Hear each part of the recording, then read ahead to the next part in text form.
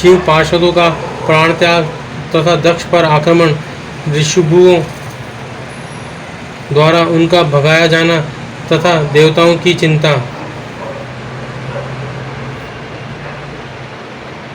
ब्रह्मा जी कहते हैं, नारद मौन हुई सती देवी अपने पति का सादर स्मरण करके शांतचित्त हो सहसा उत्तर दिशा में भूमि पर बैठ गई। उन्होंने विधि पूर्वक जल का आचमन करके वस्त्र ओढ़ लिया और पवित्र भाव से आंखें मूंदकर पति का चिंतन करती हुई वे योग मार्ग में स्थित हो गई। उन्होंने आसन को स्थिर कर प्राणायाम द्वारा प्राण और अपान को एक रूप करके नाभि चक्र में स्थित किया।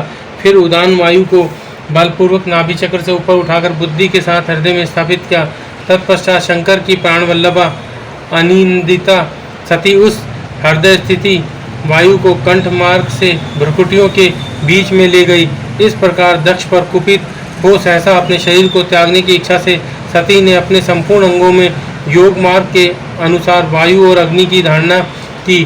तदनंतर अपने पति के चरणाविंदों का चिंतन करती हुई सती ने अन्य सब वस्तुओं का ध्यान भुला दिया। उनका चित्त योग मार्ग में स्थित हो गया था, इसलिए वहाँ उन्हें पति के चरणों के अतिरिक्त और कुछ नहीं दिखाई दिया।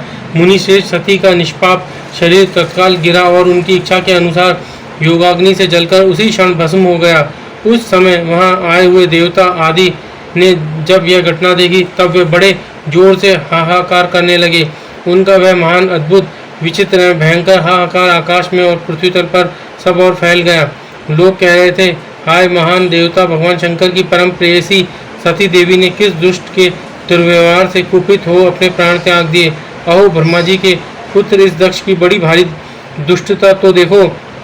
सारा चराचर जगत जिसकी संतान है उसी की पुत्री मनस्विनी सती देवी जो सदा ही मान पाने के योग्य थी, उसके द्वारा ऐसी निरादरत हुई कि प्राणों से ही हाथ धो बैठी।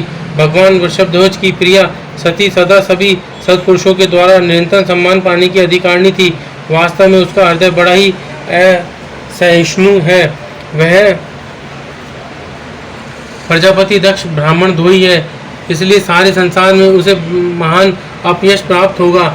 उसकी अपनी ही पुत्री उसी के अपराध से जब प्राण त्याग करने को उद्यत हो गई तब भी उस महान नरक भोगी शंकर द्रोही ने उसे रोका तक नहीं। जिस समय सब लोग ऐसा कह रहे थे उसी समय शिवजी के पार्षद सती का यह अद्भुत प्राण त्याग देख तुरंत ही क्रोधपूर्वक अस्त्र शस्त्र ले दक्ष को मारने के लिए उठ खड़े हुए।